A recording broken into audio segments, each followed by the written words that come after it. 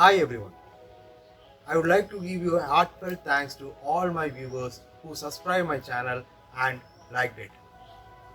I got various requests to do medical videos on different subjects such as rheumatic heart disease, ulcerative colitis and ECG.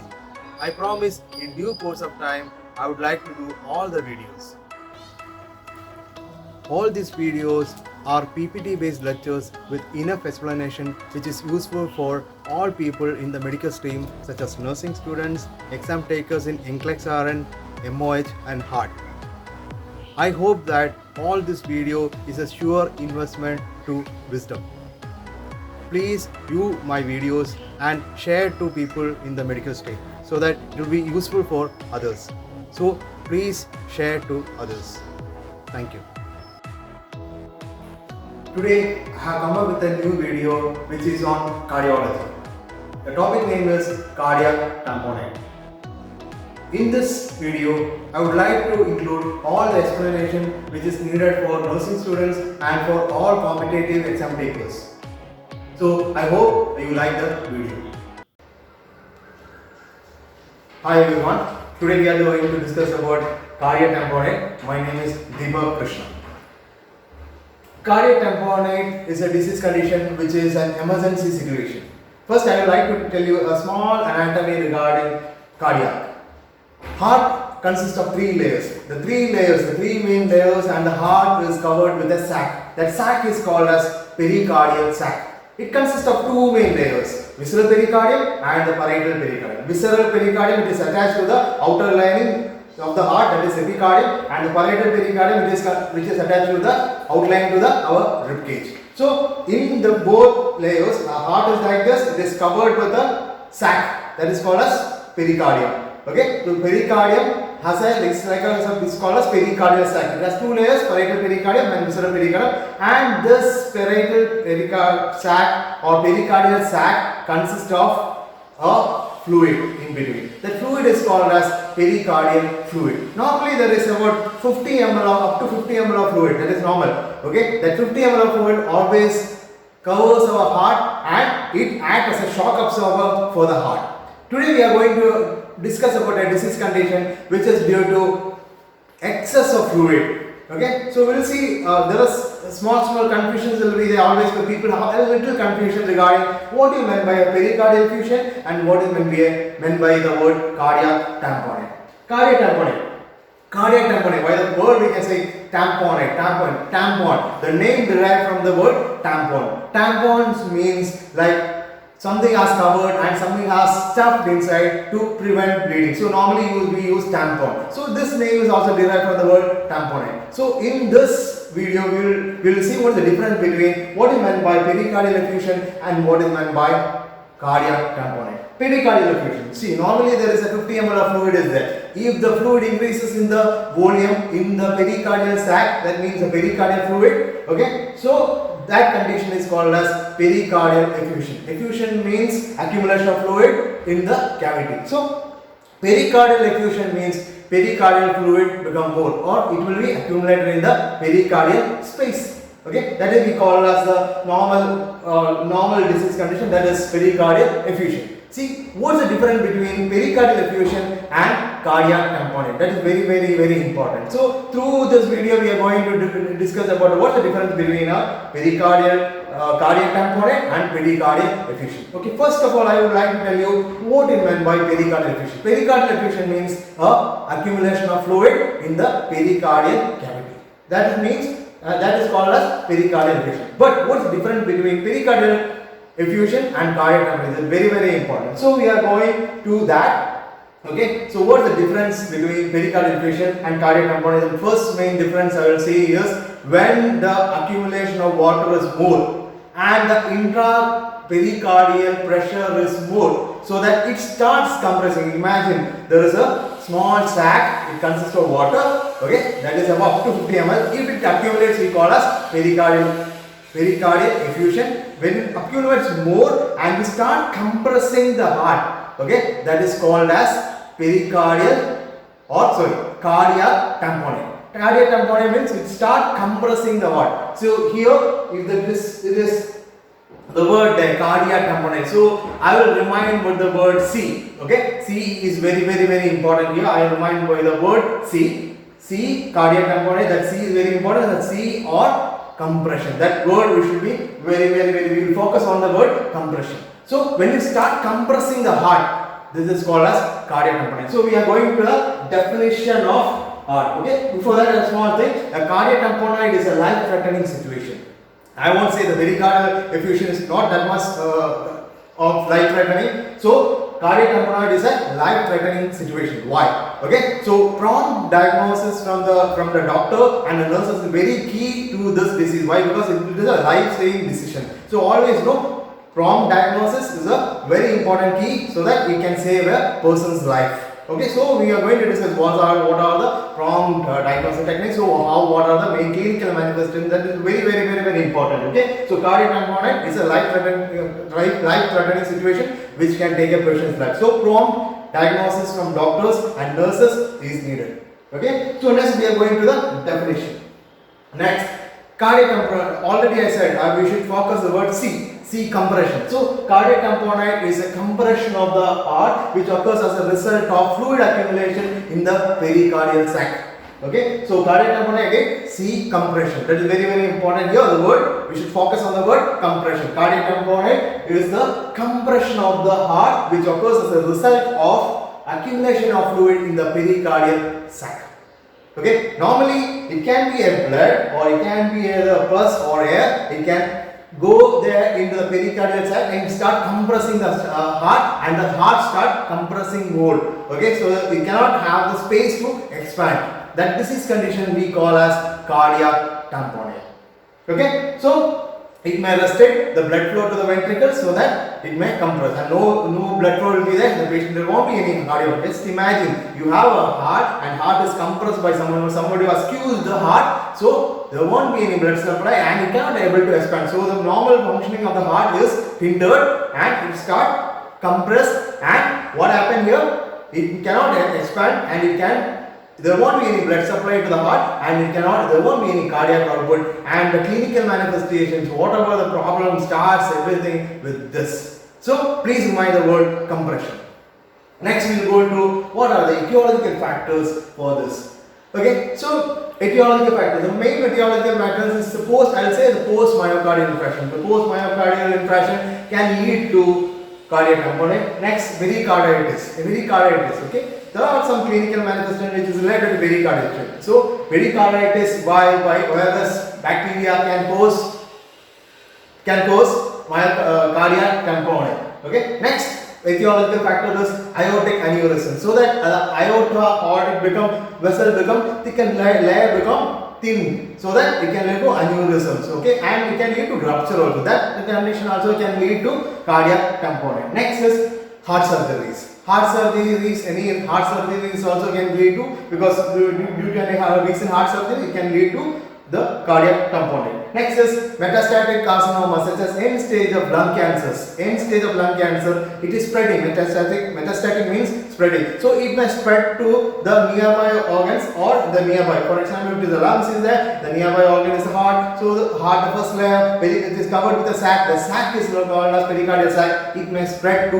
pericardial sac. So that the end stage of lung cancer also, or it is a metastatic carcinoma, can lead to cardiac tamponade. We can see a little bit more other etiological factors. Other etiological factors such as connective tissue disorders such as systemic lupus erythematosus and rheumatic arthritis. So these conditions can also lead to cardiac tamponade. Next is hypothyroidism. Hypothyroidism is a condition which can lead to, because all the functions of the body, metabolic factors will be hindered and the normal functioning of the heart won't be there. So it can also lead to cardiac tamponade. And next is renal failure. Renal failure or hepatic failure also can lead to cardiac tamponade. Next is leukemia, blood disorders, blood cancers can also lead to this. And placement of central lines. When the placement of central line is hindered and any problem with the central line, that can lead to cardiac tamponade. Next is radiation therapy to the chest.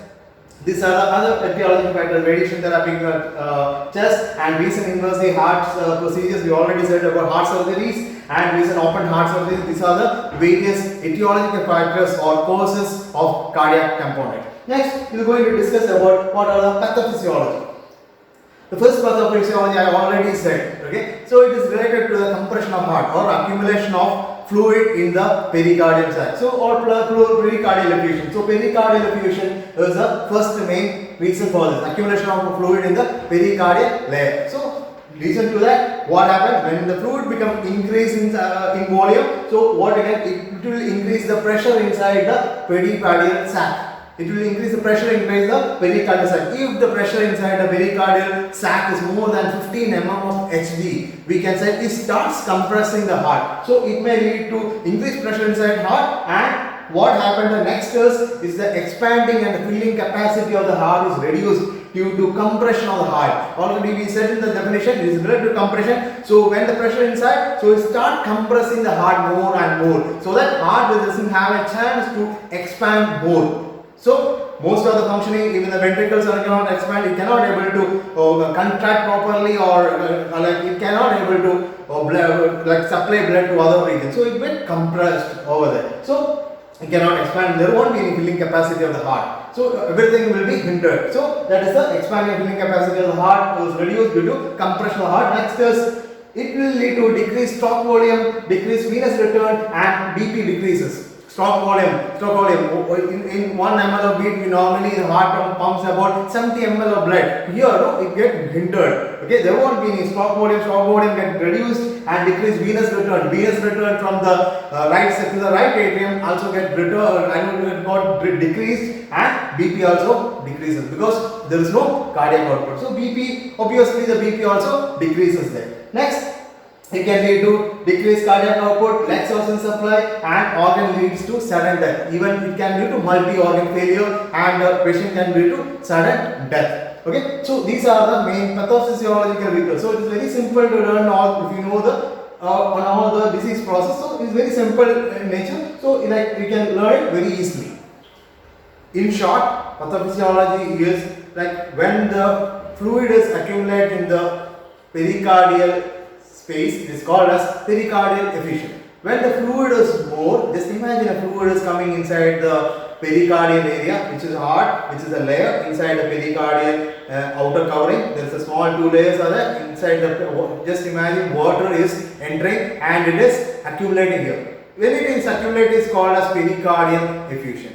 Okay, it leads to, for example, normally when the pericardial effusion means more and more water gets accumulated, and the pericardial layer pressure inside the pericardium was increased, and it has exerted more pressure on the heart. Imagine a heart is exerting a more pressure on the heart, and it start compressing the heart, so that just heart cannot able to move. A cat cannot able to move on this side or that side. So what happens? It cannot expand and cannot do its normal activities. So automatically the stroke volume and this will be no blood supply to the heart, so it is compressed, and the BP also will reduce. It may lead to further damage such as cardiac output also goes, because the heart is not working properly, so it cannot able to produce oxygen, it can able to produce, or it can be able to send blood to all parts of the body, so that cardiac output also reduced, and the blood is not reaching to all the other organs, so all the organs start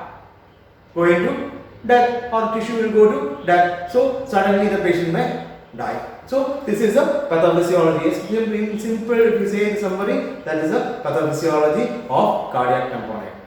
Next we will go to what are the clinical manifestations. Clinical manifestation is very important in case of cardiac component.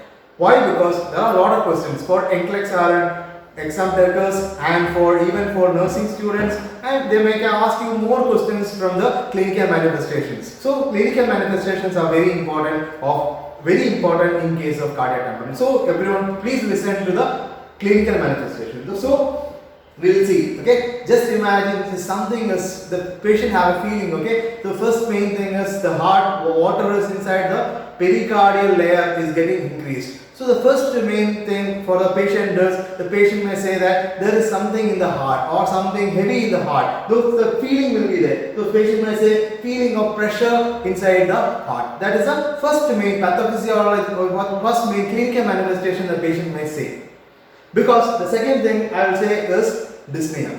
Why? Because the lung cannot able to get enough blood, So they cannot able to expand, even the lung cannot able to get, because the venous return to the blood, venous return to the heart is very less, and the lungs is not able to get enough blood over there. So probably the breathing difficulty is one of the classical signs and symptoms. So dyspnea. Next, you can lead to dyspnea and lead to tachypnea also, because there won't be any oxygen supply, and the lung was not able to produce more oxygen. So due to compensatory mechanism of the body, the tachypnea starts. The same thing applicable to the heart also. When the heart is not functioning properly, it may lead to tachycardia. Tachycardia is a compensatory mechanism of the heart. See, for example, imagine all people have a compensatory mechanism normally. So just here also the same thing applies over here. When the heart cannot able to produce an amount of oxygen or blood to other parts of the body, so the starting competing it to beat more, so that it can able to produce. Even though the beating is more, the blood supply is not reaching any tissue organs. So what happened here? The classical signs symptom is tachycardia.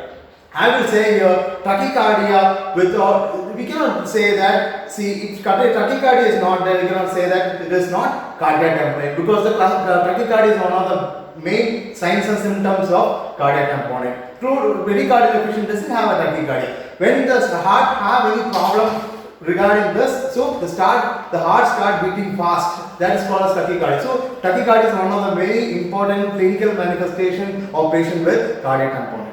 Next, I will go to jugular vein distensions. I already said when I told about pathophysiology, venous return is less. Imagine a heart is compressed. Okay, compressed from all parts. You say outer covering has compressed the heart more. Okay, so that superior vena cava and inferior vena cava cannot able to give blood to the right side of the heart, which can go through the pulmonary artery and to the lungs. So they won't be, they cannot able to supply blood to them. So that what happened? It is still compressed because it's all stuck over there. So what is it? One of the clinical signs and symptoms is jugular vein distension, because jugular veins are attached to the superior vena cava, which gives blood to the heart. When it got blocked, what happened? See the jugular veins. We can see distension of the jugular veins on the side of the neck of the patient. That is one of the classical signs and symptoms of patient with cardiac tamponade, jugular vein distensions. And also it is with clear lungs. That is other main thing. With clear lungs, okay, jugular vein distension will be there. Okay, so that is one of the classical signs and symptoms of cardiac tamponade. Next, we will go to Kussmaul sign. Kussmaul sign is a later sign of cardiac tamponade. Kussmaul sign is a paradoxical rise of jugular venous pressure on inspiration, or failure in the appropriate part of JVP with inflammation. Jugular venous pressure. I already said jugular venous distension is there. Okay, we can see on the patients with cardiac tamponade. See, even though when we inspire, when we breathe in, normally the jugular vein should go in. But here the factor is contradictory, opposite, illogical in nature. Okay, so what happens here? It happens automatically. Normally it goes in, but in case of patients with cardiac tamponade, see, we can see the extension of jugular venous pressure here. Jugular vein distension, and the pressure is still there. When the patient breathes, it comes outside more. That is contradictory in nature. That is why it is called as paradoxical. Always it is a paradoxical, right, with in the jugular venous pressure on inspiration. When the patient breathes, see the jugular veins will be extended more on inspiration. That condition we call as Kussmaul's sign. It is not Kussmaul respiration. Kussmaul respiration we already will see in diabetic ketoacidosis, but this is Kussmaul's sign. It is a sign for that. So jugular venous pressure and jugular venous distension on inspiration. That is called as Kussmaul's sign. Okay, and it won't go out also. It will be there still when the patient breathes, and it won't go inside. Okay, always there will be a pressure. We can feel the patient is the rinse or either the rise in the jugular venous distension. Always we can see a rise over there. It won't go inside. So that condition we call as Kussmaul's sign. I hope you understood. Next we will go to the next very important sign. It is called as pulsus paradoxus or paradoxical pulse. Pulsus paradoxus or paradoxical pulse. It is a condition in which during inspiration systolic blood pressure will be decreased more than 10 mm of Hg. Okay, so it is a confused statement. Always I know, like pulsus paradoxus or paradoxical pulse, it is a clinical condition in which during inspiration systolic blood pressure decreases more than 10 mm of Hg. So normally we will get confused. Why? Because pulses. Because most of the students will be confused because pulses normally we will take by the method of palpation. But pulsus paradoxus we will find with the help of sphygmomanometer or a BP apparatus. When the patient is attached to a BP apparatus, when we take blood pressure, we can see the systolic and diastolic blood pressure. We know what is meant by systolic and diastolic blood pressure. We will get Korotokov sounds. Okay, but in case of cardiac tamponade patient, what happens? The systolic BP will start, then there will be a gap. Next, then slowly listen until that first Korotokov sound is continuous. And it will end in the end. Because if the gap is more than 10 mm of Hg, we can say that it is related to cardiac tamponade. So pulsus paradoxus is related to when you take blood pressure. So if the gap or if the decrease is greater than 10 mm of Hg, we call as it is cardiac, because of cardiac tamponade, and the condition is pulsus paradoxus. One of the main clinical manifestation will say paradoxical pulse. Okay, so paradoxical pulse means during inspiration there will be decrease in systolic blood pressure, not diastolic. Systolic blood pressure more than 10 mm of Hg. That gap we call as pulsus paradoxus. Okay, so next we'll go to decreased cardiac output. Already we see when the heart will get compressed, okay, it may lead to decreased cardiac output, and will be normal functioning of the heart always will be hindered, and the heart won't be able to pump blood. Okay, and cardiac output always is lesser. Okay, next is the patient may feel restlessness, anxiety and syncope. So restlessness will be there because the patient cannot able to do work. Why? Because so the heart cannot able to pump properly. So there will be restlessness, anxiety, fatigue and syncope. Syncope is because of there won't be any blood supply to the brains. Okay, less blood supply to the brain. When the patient walks, they cannot able to walk also. When they walk also, like when they do also, the patient may feel a giddiness. It is called as syncope. Okay, next the patient may feel a cool and clamping skin. That is one of the because of less blood supply to all the peripheral region. Then when you touch the patient, it will be cool and clamping. That is the other clinical manifestation. Next is one of the other important clinical manifestation, that is called as Beck's triad. Beck's triad is normally Beck's triad means triangle. Triad means triangle. Beck's triad is a clinical manifestation consists of three main disease conditions or three main clinical manifestations. Okay, so I will give you a small mnemonic here. Then we will go to the first line. Okay, Beck's triad. Beck's triad means a triangle. It consists of three. Triad, tri-r-d-s. Triad means tri-r-d-s. Okay, 3 ds. 3 ds are there. Mainly three main ds. First is distant heart sound. Next is distant jugular vein, or next is decreased arterial pressure. These are the three main ds. First one is distant jugular vein. I already said before. Okay, one of the clinical manifestation of cardiac tamponade is distended jugular vein. Jugular veins will be distended. Okay, next is distant jugular vein, distant heart sound. Distant heart sound, or we call as muffled heart sound. Okay, so imagine a heart is covered with the water. So what happened? Okay, there won't be any, we cannot hear the loud voice of the heart beat. We cannot be able to hear the beat of the heart because the heart is covered with the water content. So what happened? Muffled or distant. It will be we cannot be able to hear the noise of the heart. That is called as distant heart sound or muffled heart sound. Okay. Next is decreased arterial pressure, or you can say hypotension. Decreased arterial pressure or hypertension is one of the main clinical manifestation of cardiac tamponade. These three, when we say these three, it is called as Beck's triad. Triads or 3 Ds. 3 Ds are there. Okay, one is distant heart sound or muffled heart sound, just distant jugular veins, and decreased arterial pressure or hypertension. Okay, these are the main clinical manifestation. Next, you will just see what we have written this in sentence. Okay, it is a clinical sign consists of three cardinal signs of cardiac tamponade such as decreased blood pressure. Okay, that means weak or narrowed pulse pressure, or distended jugular veins due to increased venous pressure and muffled or distant heart sound. Okay, so venous pressure, it is written that decreased blood pressure.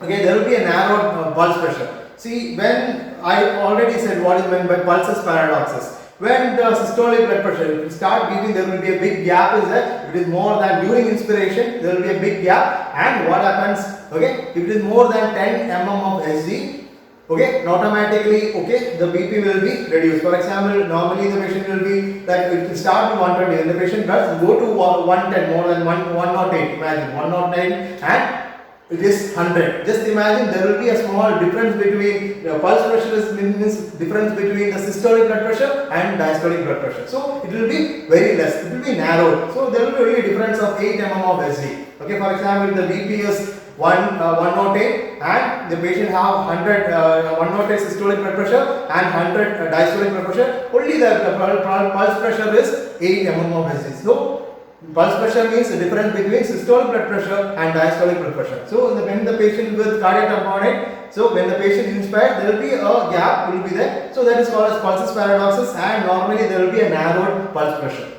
That also we can see in the case of cardiac tamponade. So decreased pulse pressure will be there. Or weak or narrow pulse pressure, distended jugular veins. You can see distended jugular veins due to increased venous pressure, because the heart, the right side of the heart cannot able to get enough blood. So all will be there in the superior and inferior vena cava, so that we can see jugular vein distension. Then or distant heart sound, because the heart is covered with water and we cannot able to hear the noise of the heartbeat. So it is called as muffled heart sound. This three includes Beck's triad. Okay, so that is important, very important question. So in NCLEX normally they will ask you what are the different clinical manifestation, or what are the cases which involves, okay, in Beck's triad. So we can able to learn it very easily with the mnemonic 3 Ds. Okay, next what are the diagnostic studies? Diagnostic studies, okay, physical examination is very important. We can able to palpate the heart and we can able to find out whether we can hear the sound of the heart. So palpation is a very important key factor here. Physical examination, we can see the jugular vein distensions, we can see other clinical manifestations of patients with cardiac tamponade. So physical examination is one of the best diagnostic studies. Okay, next, echocardiogram. Echocardiogram is the confirmatory diagnostic techniques when we use it. We can use either 2D echo or Doppler echo. So, and to know more, you can go for transesophageal echo and all. So, echocardiogram is a confirmatory diagnostic technique, okay, in patients with cardiac tamponade. Next, we can able to see chest X-ray. Chest X-ray, we can see the chest X-ray will be like a bottle shape chest X-rays. So, like a lot of things we can see in the chest X-ray. Okay. So we can, if you have more examination needed, the doctor may suggest to cardiac catheterization, like an angiogram. Okay, so cardiac catheterization is one of the diagnostic technique.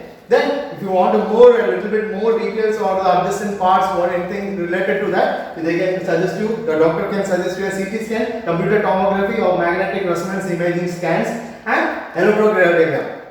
This electrocardiogram or ECG or EKG, we see, imagine there will be a water covering is there, and we will pass a voltage from outside. So because of less voltage power, there will be a like weak and unsteady ECG peak waves. If you see the R wave, it will be like it won't be a strength enough, one will be weak, and it won't be, we cannot see the voltages correctly.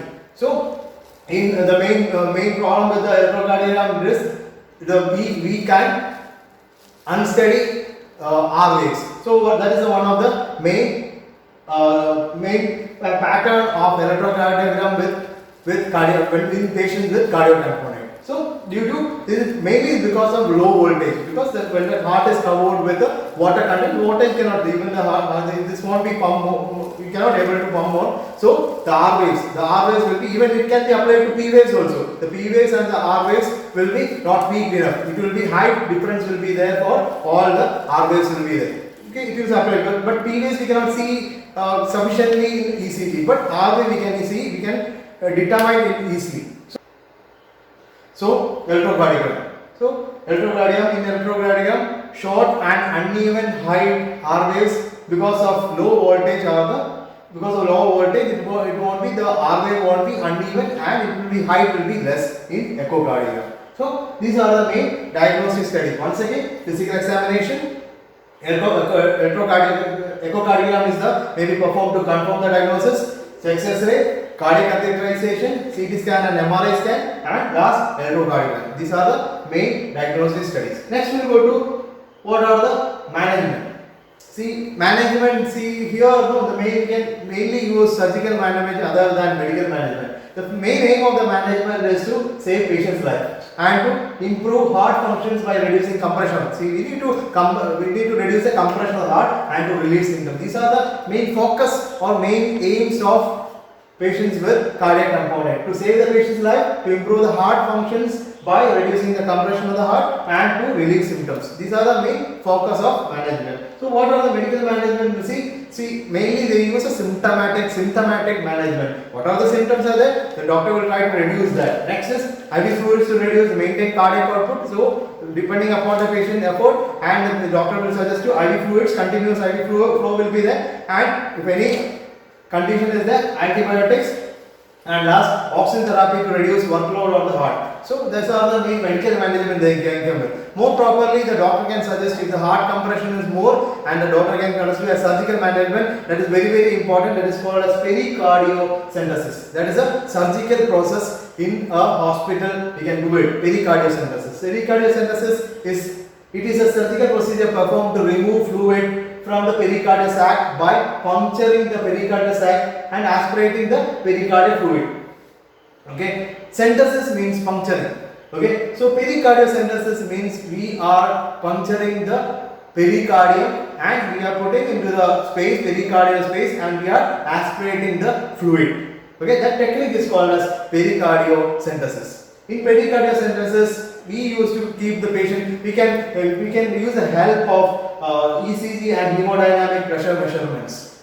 Okay, so doctor can do the procedure with the help of a sound base, so that like ultrasound. With the help of ultrasound also we can see whether the insertion is correct. So the patient will be put in the 45-degree angle. Okay, the patient will put you in the 45-degree angle, and the needle will be inserted. It can be a needle attached with depending upon the size, and towards the left side we can insert the needle in a 45-degree angle, and we can aspirate the fluid so that the compression of the heart will be reduced. And we can do this procedure with the help of the doctor will do this procedure with the help of a sound base, so that they can determine the insertion of the needle is correct. Okay, so ultrasound technique can be used to insert the needle, and the patient will be always connected to a hemodynamic monitoring. Okay, they will always continuously in the cardiac monitoring, they will see if any problem in the heart. Okay, and the ECG also can be corrected. Okay, so by this we can do this procedure in the ICUs, and we can do this procedure in the myopathies. Okay, or this technique can do in a sufficient setup where we can do this procedure. So this is a procedure. So always keep in mind, towards the heart within 45-degree angle, the doctor will insert the needle and aspirate the fluid back, so that we can able to reduce the compression of the heart. This is one of the important technique we use in the clinical setting to reduce compression of the heart. Thereby we can reduce, and we can monitor whether the fluid is increasing or not, or decreasing or not, whether the patient have relieved symptom. These things, this is one of the main nurse's responsibility, so that we can check always. We can check a chest X-ray, we can do echocardiogram too. Again, we need to see any accumulation of fluid in the pericardial sac. Okay, that is one of the diagnosis. That is called as pericardiocentesis.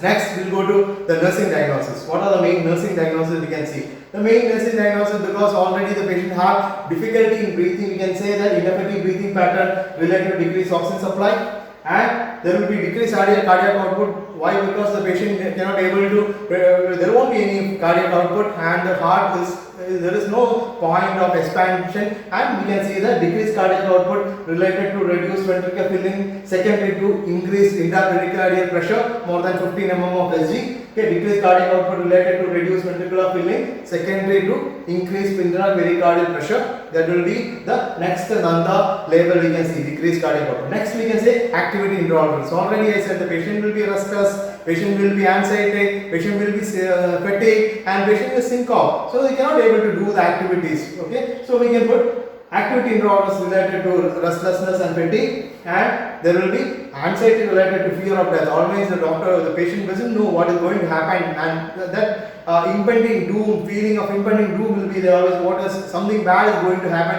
Always the patient will be anxiety. So we can write anxiety related to fear of death, and normally the patient doesn't know about the disease condition until and unless a nurse or a doctor explain them about what kind of disease it is. So always the patient have that deficient knowledge related to the disease condition. So what deficient knowledge related to regime process, what are the treatment method, everything the patient doesn't have the knowledge. So we can write deficient knowledge related to disease condition. So these are the other levels we can put: ineffective breathing pattern related to decreased oxygen supply, decreased cardiac output related to reduced ventricular filling, and activity intolerance related to restlessness and fatigue, and anxiety related to fear of death, and deficient knowledge related to disease condition. So these are the nursing diagnoses. We will see some common nursing interventions. Okay, so we can go to all of the factors. So we can write one each rather than writing. So I wrote all the common nursing diagnoses. Okay, continuous hemodynamic monitoring should be done in a critical care unit. Obviously, the patient have a condition, as this is a life-threatening condition. Already I said in the introduction, it is a life-threatening condition. Prompt diagnosis is needed. So the patient will be always there in a critical care unit. So we need to handle this patient in a critical care unit. So we should put in the patient in the continuous hemodynamic monitoring. Okay, we can check the patient's heart. We can use CVP, central venous pressure, to know the right side of the heart. Some doctors will check the like Schwann-Ganz catheter or wedge pressure to see the left side heart pressure. So that also we can. Continuous hemodynamic monitoring should be there. The patient will be always in a continuous cardiac monitoring with ECGs. Everything will be connected.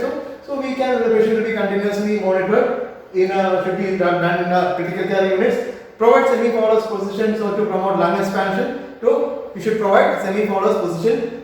Next, as a nurse's responsibility, we need to maintain the intake and output chart, so that we know what is intake and output chart. For example, we can know whether there is any problem with the kidney. So intake and output chart we need to maintain daily. Next, administer medication are prescribed. What are the administration medications such as IV fluids, oxygen therapy, everything should be go according to the prescribed dose. What doctors say we need to do like that. So whatever administered medications as prescribed. Next, prepare the client for pericardiosynthesis. We need to take consent of the patient. So we need to prepare the patient for pericardiosynthesis. Okay. So we need to educate them regarding what is meant by pericardiosynthesis. We have a pre-procedure preparation, and we need to have a post-procedure preparation. So we need to check post-procedure. We need to check the patient vital signs, fourth hourly. So these are the things we can do in the critical care unit. So prepare the client for pericardiosynthesis, which involve pre-procedure intervention and post-procedure interventions. Next, monitor for recurrence or complaint following pericardiosynthesis. We need to monitor whether the cardiac tamponade again or fluid is accumulating inside the pericardium. So we need to check for that. We need to check for signs and symptoms. We need to check for any complications. So monitor for reoccurrence. That is a very important nurse's responsibility in patients with cardiac tamponade. So these are the main common nursing interventions we can use in patients with cardiac tamponade.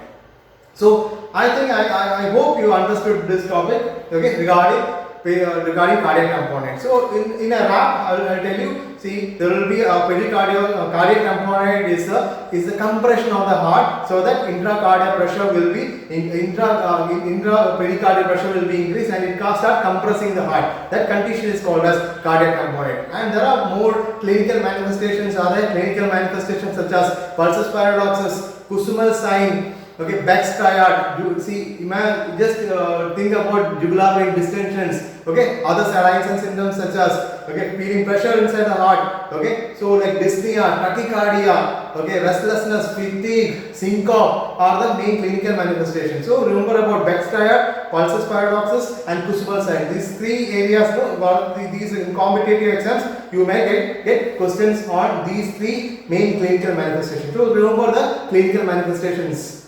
Next we said about what are the diagnostic technique. Diagnostic technique is echocardiogram is one of the main confirmatory tests we use. Then we see what are the main medical management, nursing diagnosis and nursing interventions. Okay, and thank you everyone for watching this video and thank you so much.